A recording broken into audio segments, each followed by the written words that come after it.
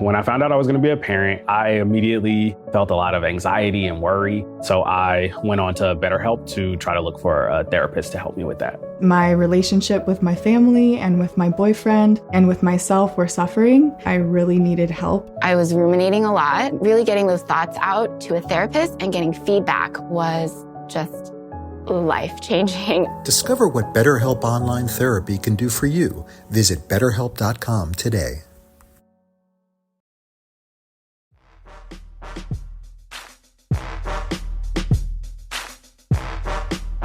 Welcome to the Instagram stories for Monday, December 12th. I'm your host, Daniel Hill. You know what we do on Mondays? We break down what the head of Instagram shared on his Ask Me Anything.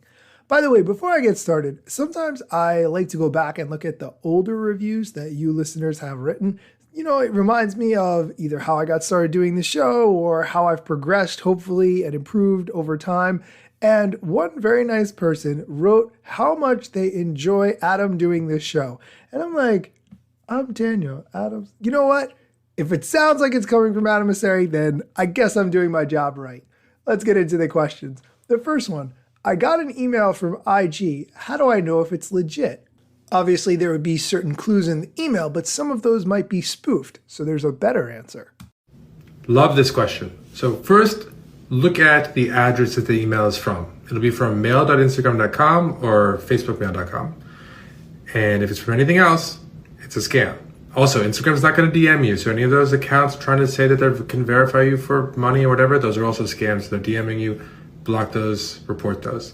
But you can also go to settings, security, and there's a little option there called emails from Instagram. And you can see every email that we've sent you. And you can make sure that what you're seeing in your email lines up with what your app says that we did send you. Check it out. The part there about checking inside the Instagram app is really the best way to do it. And I applaud Instagram for implementing that as a security measure. Next question. Are you prioritizing original content or trends?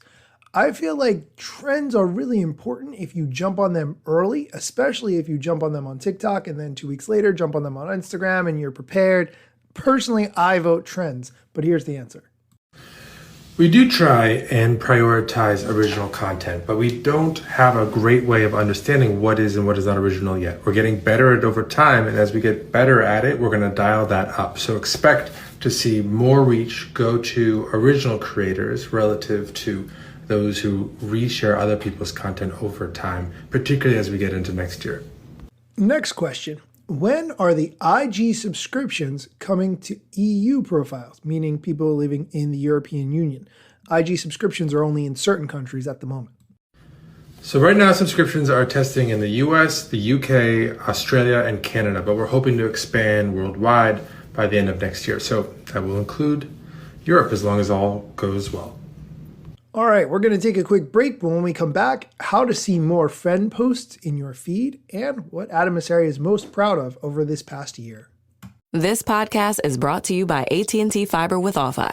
Whether you're into watching horror movies from your basement, watching sports from your backyard, or watching trashy reality shows from inside your car that's parked all the way in the driveway so no one in your family touches you, AT&T Fiber with Wi-Fi is the best way to watch whatever you want from wherever you are. Get AT&T Fiber with Wi-Fi and add some Wi-Fi square footage to your house. Limited availability in select areas. Go to att.com/hypergig to check eligibility. Coverage requires extenders at additional charge. And we're back. Next question. How do I see more friend posts in my feed? Well, to start, there's actually probably more friend posts in your stories than in your feed because people share more friend content into stories than feed. We try to actually show your friend posts at the top of feed as best we can, but we sometimes make mistakes. And if there's someone you want to make sure you never miss what they post, whether it's a friend or any account, add them to your favorites and we will show them at the top of feed every time you post. Every time they post. You know, I forget about the favorites option. I tagged people that I care about most as favorites when that feature was first rolled out, and then I haven't modified those favorites since. So I think that's a great suggestion. Next question. What are you most proud of this year?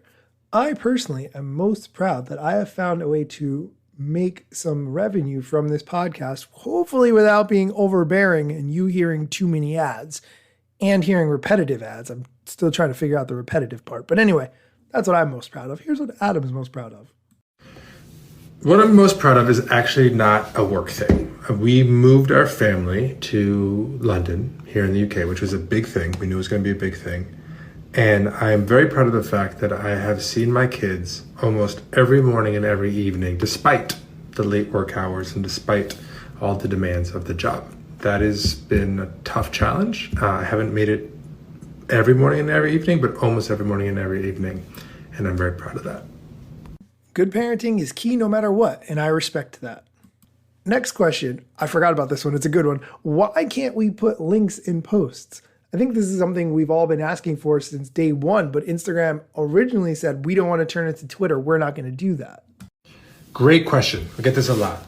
Links are valuable, and you can add a link sticker to any story, but we do think bringing links into feed would change Instagram in a way that probably wouldn't be for the better. We think that it would expose us to a bunch of challenges that come along with links around spam and misinformation and scrutiny. And so for now, we're going to keep focusing feed on photos and videos. And the last question we're going to discuss today, how do I see if my posts are being recommended or not? This is an important one because if you think you're being shadow banned and not getting the reach you should be, if there's a specific post that has violated the community guidelines of Instagram, you're going to want to know about it. Here's how to find that out.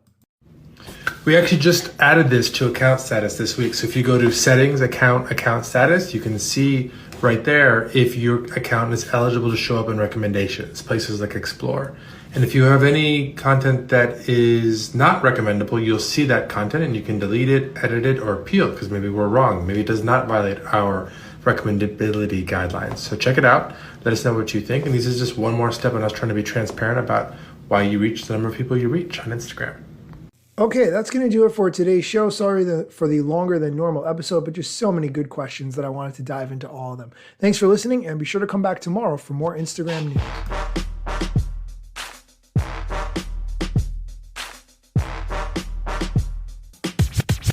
I'm not yet a member of the Instagram team, but my podcast covers many Instagram themes. But the name, image, logos are trademarks at Instagram and the LCC in the USA and every territory. Everything I publish independently until Zuck returns my DMs and starts to pay my salary. Not sponsored or endorsed, no lies, no fallacies. I use their logo with permission, not malicious or callously. No trademark violation, filling all criteria. Follow me on Instagram or Twitter at Daniel Hill Media.